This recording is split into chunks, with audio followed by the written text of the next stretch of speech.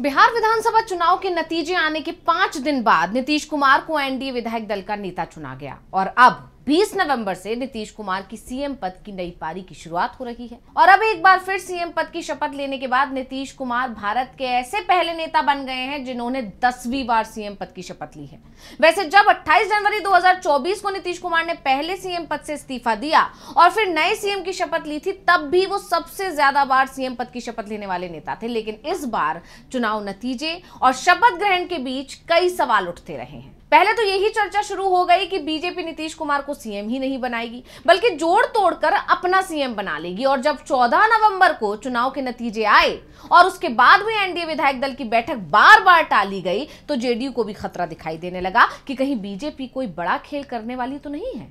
और इसके बाद अचानक सोशल मीडिया पर एक खबर आती है और वो खबर ये कि तेजस्वी यादव के नीतीश कुमार से फोन पर बात हुई है। और इस बातचीत की खबर मिलते ही पूरी कहानी ही बदल गई।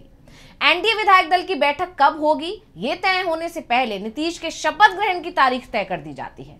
तो कैसे बीजेपी का प्लान नीतीश ने कर दिया फेल, आज हम इसी पर अपनी स्पेशल रिपोर्ट में करेंगे बात। नमस्कार, मैं हूं अंशिता। पिछले 20 साल से बिहार में नीतीश कुमार सीएम है। बीच में 1 साल के लिए उन्होंने सीएम पद जरूर छोड़ दिया था, लेकिन सीएम जेडीयू का ही रहा। बाकी का पूरा समय नीतीश ही सीएम रहे हैं। ये भी कह सकते हैं कि सीएम पद को बचाने के लिए ही वो बार बार पलटी मारते रहे हैं। यानी जब जब उन्हें अपनी कुर्सी पर संकट मंडराता दिखा, उन्होंने गठबंधन ही बदल दिया। कभी एनडीए के साथ तो कभी महागठबंधन के साथ चले गए। इसलिए नीतीश भविष्य में पलटी नहीं मारेंगे, इसकी गारंटी तो खुद नीतीश कुमार भी नहीं ले सकते। क्योंकि नीतीश कुमार के बारे में एक बात कही जाती है कि वो जो कुछ भी बोल रहे हैं जरूरी नहीं है कि करेंगे भी वो ही। जब महागठबंधन में थे कहते थे कि जब तक जिंदा हैं अब एनडीए के साथ नहीं जाएंगे, लेकिन वो एनडीए के साथ आए और अब कह रहे हैं कि महागठबंधन के साथ नहीं जाएंगे। तो उनकी बातों पर ना तो एनडीए को भरोसा है और ना ही महागठबंधन को, क्योंकि उन्हें जैसे ही अपनी कुर्सी पर खतरा दिखेगा वो पलटी मारने में जरा सा भी समय नहीं लगाएंगे। और उनकी कुर्सी को खतरा पैदा भी हो गया था, जिसके बाद से जेडीयू के तेवर सख्त हुए। तो बीजेपी को आखिरकार नीतीश के आगे झुकना ही पड़ा, क्योंकि नीतीश इस बार भी बीजेपी की मजबूरी बन गए हैं। लेकिन नीतीश के सामने अभी भी सवाल है कि कहीं बीजेपी दल बदल के जरिए बिना जेडीयू के बहुमत का आंकड़ा तो पार नहीं कर जाएगी। जेडीयू और बीजेपी के बीच चली रस्साकशी के चलते ही चुनाव नतीजे आने के 6 दिन बाद नई सरकार का गठन हो पा रहा है, जबकि पहले सब कुछ 48 घंटे में पूरा हो जाता था। और इसे समझने के लिए पिछले जो कुछ चुनाव हुए और उनके नतीजे आए, नतीजे और शपथ ग्रहण में कितना अंतर रहा उसको समझना जरूरी है। तो 2005 में जब बिहार में 2 बार विधानसभा चुनाव हुए थे, पहली बार फरवरी में चुनाव कराए गए, लेकिन किसी दल या गठबंधन को बहुमत नहीं मिल पाया था। जोड़ तोड़ से सरकार बनाने की कोशिश भी जब फेल हो गई थी, इसलिए विधानसभा का गठन ही नहीं हो सका था और फिर से नए चुनाव कराए गए थे। इसके बाद 2005 में नवंबर में फिर से चुनाव हुए। 22 नवंबर को विधानसभा चुनाव के नतीजे सामने आए। एनडीए को 143 सीटें मिली, जिसमें जेडीयू को 88 और बीजेपी को कुल मिली 55 सीटें। नतीजे आने के 24 घंटे के अंदर ही यानी 23 नवंबर को बीजेपी और जेडीयू विधायक दल की एक बैठक होती है। इसी दिन एनडीए ने नीतीश को विधायक दल का नेता चुना और नीतीश ने राज्यपाल के सामने सरकार बनाने का दावा पेश कर दिया। 25 नवंबर को शपथ ले ली। यानी 2005 में नतीजे आने से लेकर नई सरकार के गठन तक का पूरा काम मात्र 48 घंटों के अंदर पूरा हो गया। सरकार में हर स्तर पर नीतीश की चली और पूरे 5 साल नीतीश ने जो भी चाहा वो ही किया। बीजेपी हाईकमान का बिहार में कोई हस्तक्षेप नहीं दिखाई दिया। इसके बाद 2010 की बात करते हैं। विधानसभा चुनाव के नतीजे आते हैं 24 नवंबर को। नीतीश सीएम थे, चाहते तो नई सरकार के गठन में समय ले सकते थे, लेकिन जैसा कि 2005 में उन्होंने किया वो ही पूरी की पूरी कहानी 2010 में भी दोहरा दी गई। 25 नवंबर को बीजेपी और जेडीयू विधायक दल की बैठक हुई। इसी दिन एनडीए विधायक दल की बैठक हुई। नीतीश कुमार विधायक दल के नेता चुने गए। उन्होंने 25 नवंबर को सरकार बनाने का दावा पेश किया और 26 नवंबर को नई सरकार का शपथ ग्रहण हो गया। 2010 के चुनाव में एनडीए को ऐतिहासिक बहुमत मिला था, जिसे 2025 में भी एनडीए नहीं तोड़ पाया। राज्य की 243 सीटों में से एनडीए को मिली थी कुल 206 सीटें।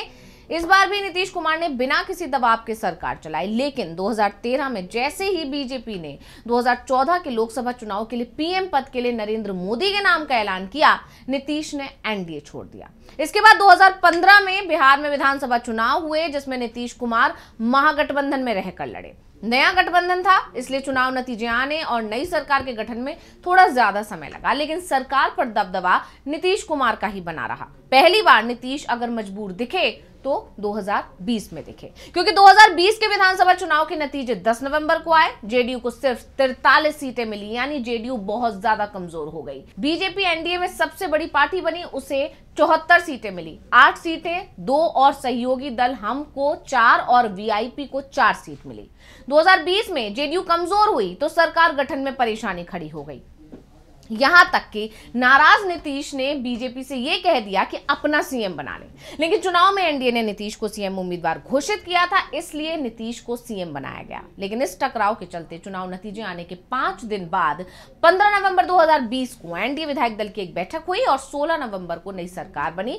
सीएम नीतीश ही रहे। तो 2020 में नीतीश कमजोर पड़े, बीजेपी के साथ टकराव बढ़ा, इसलिए सरकार बनने में भी 7 दिन लग गए।